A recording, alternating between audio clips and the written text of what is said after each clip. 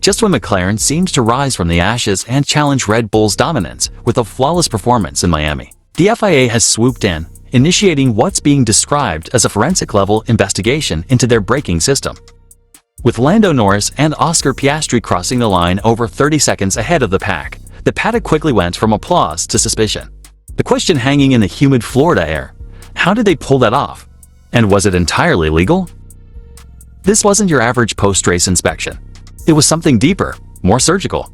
Following a routine but strategically targeted technical check, McLaren's MCL39 was taken under the FIA's microscope. And at the heart of this investigation? The rear brakes.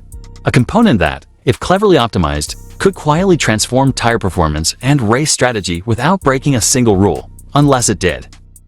If you're serious about understanding what could be the biggest twist of the 2025 season, make sure you're subscribed.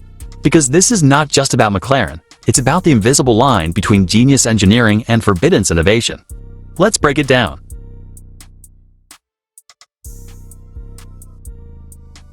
To understand the significance of the FIA's forensic investigation into McLaren's MCL39, we first need to explore what separates routine post-race checks from what is happening now.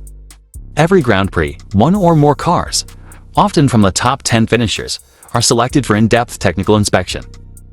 These checks are performed by the FIA's technical delegate, Joe Bauer, and his team, who look for anomalies in components like the power unit, suspension, or even software systems.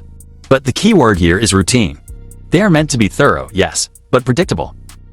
This latest investigation into McLaren, however, deviates from the norm in its tone, timing, and intensity. After the Miami Grand Prix, where McLaren clinched a sensational 1-2 victory under sweltering heat and high tire degradation, the FIA didn't just conduct a routine scrutineering. Instead, they launched what has been described by sources as a forensic-level inspection, zeroing in on the rear brake assembly of the MCL39. That choice is anything but coincidental.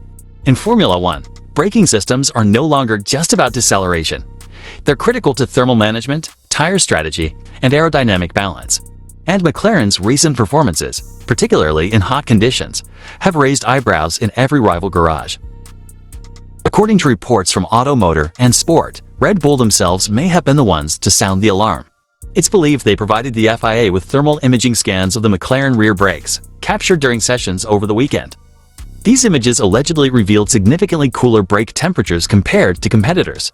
An oddity, considering the consistent, aggressive braking demands of the Miami circuit. If true, this could suggest that McLaren has developed a braking system that not only dissipates heat more efficiently, but perhaps even uses that thermal energy in an unconventional way to maintain tire life. This brings us into the dark arts of brake duct engineering. In modern Formula One, brake ducts are no longer simple air channels to cool the discs. They are complex, multifunctional components designed to direct airflow not just onto the brakes, but also onto the wheels and tires. The way heat transfers from the brakes to the tires directly affects pressure, grip, and degradation. If McLaren has found a way to manage this heat more effectively, perhaps by cleverly isolating heat from the tires or even rerouting it aerodynamically, they could be enjoying massive benefits in tire longevity and performance. But here's the catch: none of that is necessarily illegal. The FIA's technical regulations do stipulate limits on brake duct designs, especially in how they interact with aerodynamic surfaces. There are also restrictions on active components. Nothing on the car can dynamically adjust during the race to alter performance unless it's explicitly permitted, like DRS. But clever passive design, that's a gray area. And gray areas are where championships are won or lost in courtrooms. This is where speculation begins to take over.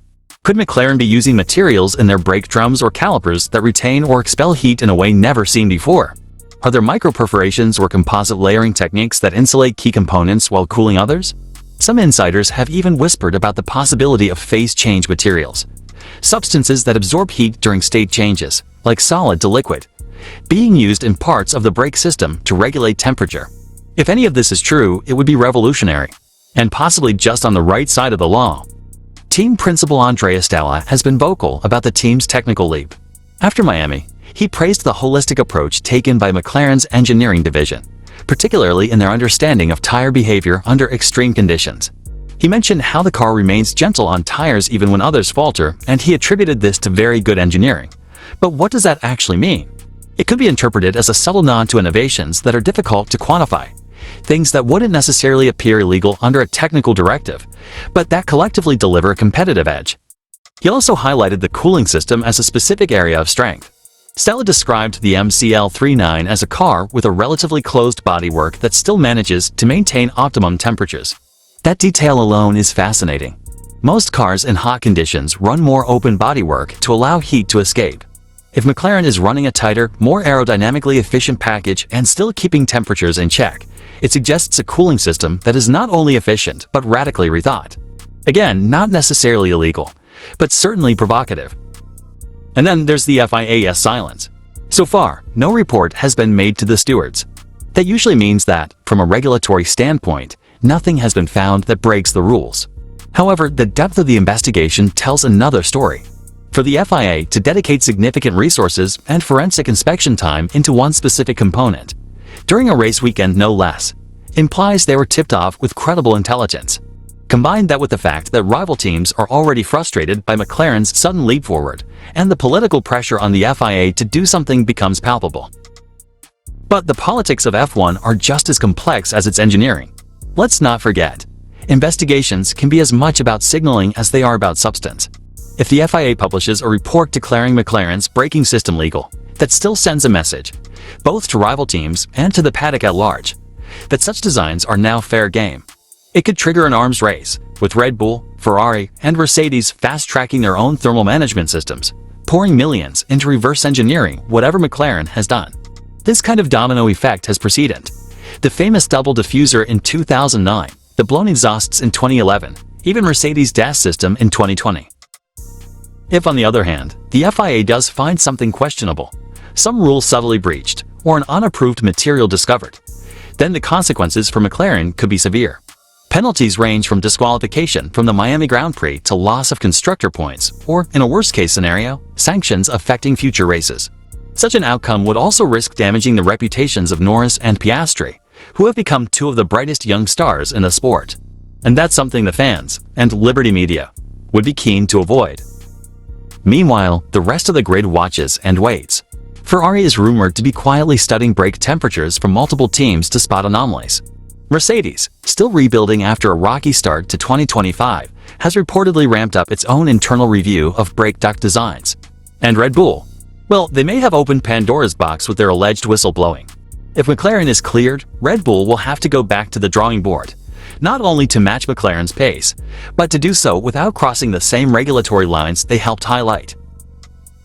The next big moment comes in Imola. The FIA is expected to release its official findings on Wednesday, just before Media Day. That timing is no coincidence. It gives the governing body time to frame the narrative and gives teams time to respond or escalate. If McLaren's brake system is declared fully legal, expect intense technical briefings behind the scenes. If not, brace yourself for protests, appeals, and potential legal battles. Drop your thoughts in the comments. Do you believe McLaren's rise is purely down to innovation? Or is there more to this story than meets the eye? Stay tuned, because next week at Imola, the FIA's full report could turn the paddock on its head.